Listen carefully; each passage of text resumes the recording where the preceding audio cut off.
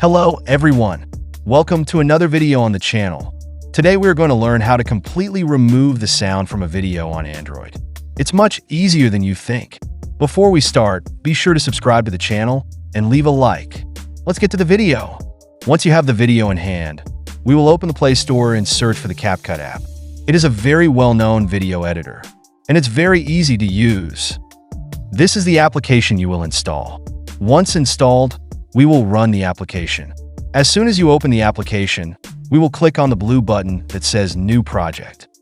The application will open your gallery with all your videos. Just choose the video you want to remove the volume from. Opening the editor, we will click on the bar at the bottom of the screen. That bar is your video. Click on it and then select volume.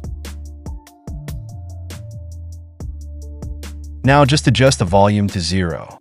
By doing this, you will completely remove the sound from your video. When you make an edit through this application, they will always put the closing with the name of the application. You could delete this and then download the already modified video. To export the video is very simple. Choose the image quality of your video and then click on the blue button where it says Export. And that's all for today, guys. Thank you very much for watching this video. Don't forget to subscribe and like the video. See you next time. Bye.